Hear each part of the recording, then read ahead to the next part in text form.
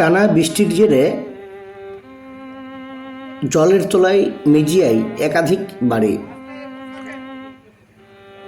2রা August 2024 শুক্রবার আনুমানিক সকাল 9টার সময়ের ঘটনা। বাঁকুড়া জেলার সালতরা বিধানসভার মেজা ব্লকের মেজিয়ায় ঘূর্ণাবর্তের জেরে লাগাতার বৃষ্টি, আর সেই বৃষ্টিতেই জল জমে বানভাসির অবস্থা বাঁকুড়ার মেজিয়া রেল কলোনি ও মেজিয়া গার্লস স্কুল কলোনির এই দুটি এলাকায়।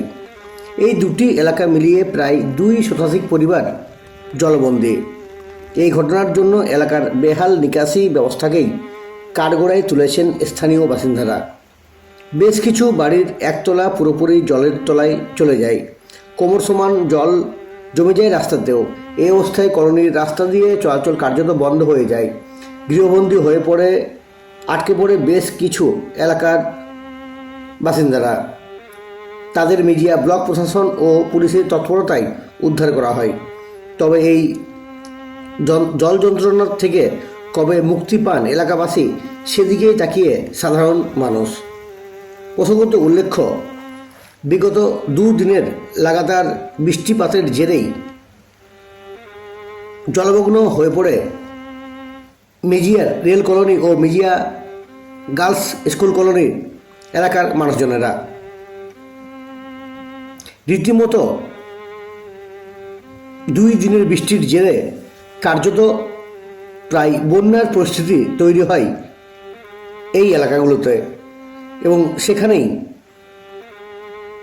এলাকার মানুষজনেরা এই জল যন্ত্রণাতে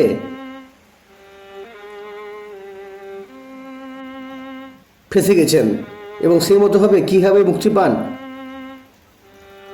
সেই দিকে তাকিয়ে এখন সাধারণ মানুষ। ঘটনাটি বাঁকুড়ার মেজিয়ায়।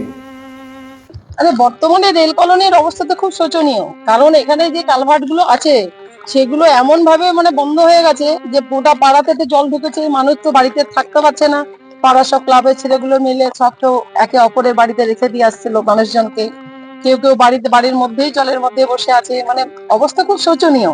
এইভাবে যদি চলতে থাকে তাহলে রেল কলোনির অবস্থা যে কি হবে সেটা ভাববার বিষয়। মূলত কারণটা কি? মূলত কারণটা এই যে বৃষ্টি হচ্ছে, চারিদিকে যে যাওয়ার যে নিম্নগামী যে জলের তো কাজ হচ্ছে নিচে দিকে যাওয়া, এবং নিচে দিকে যে জলগুলো যায় সেগুলো যে ফুল হয়ে যাচ্ছে, মাটি দিয়ে পূরণ করে নিচ্ছে, বাড়ি করে নিচ্ছে, যার জন্য কালভার্টে যে জল যাওয়ার অবস্থা সেটা তো শুরু হয়ে যাচ্ছে। আর যত শুরু হয়ে যাচ্ছে তত সেই জলের চাপে মানুষের বাড়িতে ঢুকছে। না, বাড়ির অনুমতি না দেওয়া সেটা পঞ্চায়েত থেকে ভাবতে হবে। সেটা পাড়ার সকলকে মিলে আন্দোলন হচ্ছে, কিন্তু আন্দোলনে তো ব্যাপারটা তো বুঝতে পারছো সব জায়গাতে সেই একই অবস্থা।